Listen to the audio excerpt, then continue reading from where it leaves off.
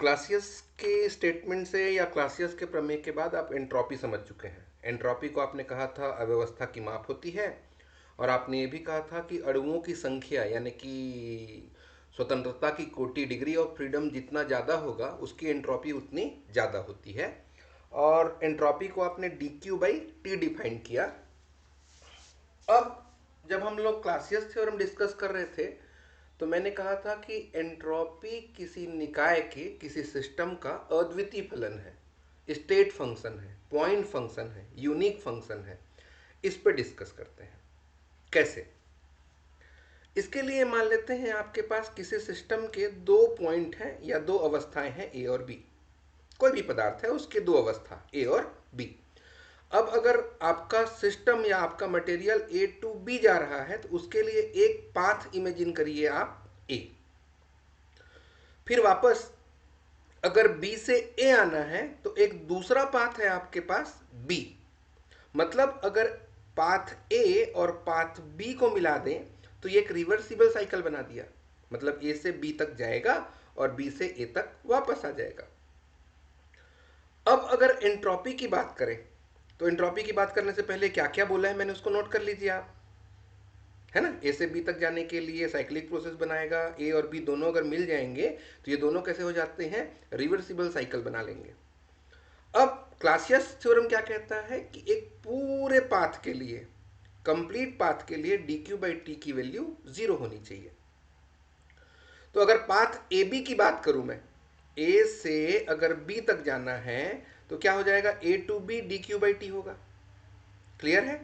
और बी से ए तक आना है तो क्या होगा, B to A D Q by D T हो जाएगा। मतलब ए से बी तक गए D Q by T, plus B से ए तक आए D Q by T, total zero हो गया।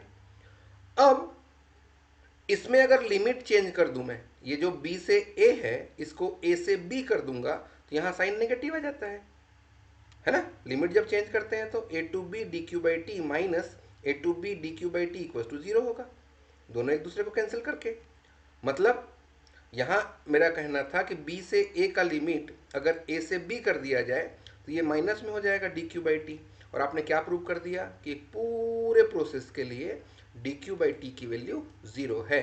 इसका मतलब ये हुआ कि आपके पास जो एंट्रोपी है ये डी क्यू बाई टी है, ये रिवर्सिबल प्रोसेस के लिए या एक कंप्लीट साइकिल के लिए इसकी वैल्यू ज़ीरो है। मतलब ये किसी भी सिस्टम का, किसी निकाय का अद्वितीय फंक्शन है, यूनिक फंक्शन है, पॉइंट फंक्शन है, स्टेट फंक्शन है। मतलब पाथ इंडिपेंडेंट है। ठीक, ये तो बात हो गई साइक्लिक प्रोसेस की या रिवर्सिबल प्रोसेस की। अब अगर हम बात करें किसी दूसरे प्रोसेस में, जैसे कहें आइसोथर्मल प्रोसेस की बात करते हैं।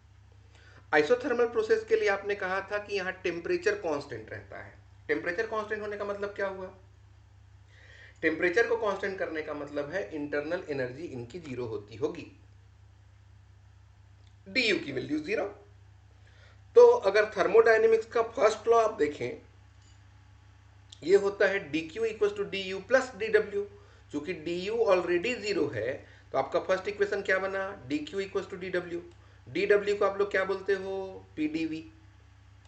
ठीक है, पी डी वी होता है। और आपने कहा था कि P V equal to R T होता है। कहने का मतलब इस P की जगह आर टी बाई वी रखेंगे आप तो क्या आ जाएगा, R T D V by V आ गया। डी क्यू की value R T D V by V आया। अब अगर आपको एंट्रोपी निकालनी है तो कैसे निकलेगा, वी आई से वी एफ, इनिशियल वॉल्यूम से लेकर के फाइनल वॉल्यूम तक, D Q by T. D Q की वैल्यू है R T D V by V. R T D V by V करेंगे तो ये वाला टी इस टी को कैंसिल कर देगा, है ना। क्या बचेगा, R V I V F D V by V, और इसका integration log V initial to final. अब अगर आप लिमिट रख दें तो ये log V F minus log V I, और लॉग का नेगेटिव आपको पता है डिवाइड होता है, तो R log V F by V I. ये किसको निकाल लिया आपने, change in entropy in isothermal process. कितना निकला, R log V F by V I. Clear है? आगे गए तो ये है आइसोकोरिक प्रोसेस। आइसोकोरिक प्रोसेस मतलब क्या, यहाँ वॉल्यूम चेंज नहीं होगा। वॉल्यूम चेंज नहीं होता मतलब डीवी की वैल्यू जीरो, और अगर डीवी की वैल्यू जीरो है तो D W is equal to P DV होता है। अभी बोला ना हमने कि डी डब्ल्यू की वैल्यू पी डीवी, डीवी की वैल्यू जीरो मतलब डी डब्ल्यू की वैल्यू जीरो। तो उष्मागतिकी का अगर पहला नियम लगा दें, फर्स्ट इक्वेशन लगाएं थर्मोडाइनमिक्स का फर्स्ट लॉ, क्या बना, D Q equal to D U plus D W, D W की वैल्यू जीरो तो D Q equal to D you, और ये हो गया सीवी डी टी। अब एंट्रॉपी निकालनी है, यहां क्या आ जाएगा, टी आई से लेकर के टी एफ तक D Q by D T.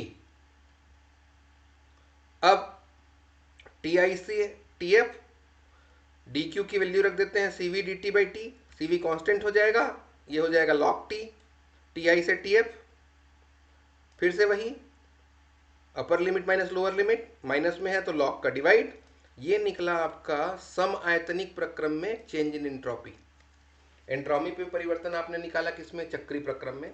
आपने कहा कि ये एंट्रोपी एक ऐसी क्वांटिटी है जो किसी सिस्टम के इनिशियल और फाइनल पॉइंट पे डिपेंड करता है, मतलब ये पाथ इंडिपेंडेंट होता है, पॉइंट फंक्शन होता है।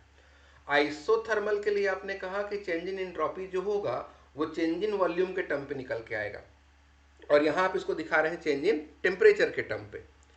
इसके बाद अगर मैं बात करूं रुद्धोष्म प्रक्रम की, तो आपने कहा था कि इस प्रोसेस में डी क्यू की वैल्यू जीरो होती है, और अगर डी क्यू की वैल्यू जीरो है तो change in entropy D Q by T यानी कि जीरो, मतलब रुद्धोष्म प्रक्रम में चेंज इन एंट्रोपी शून्य होता है।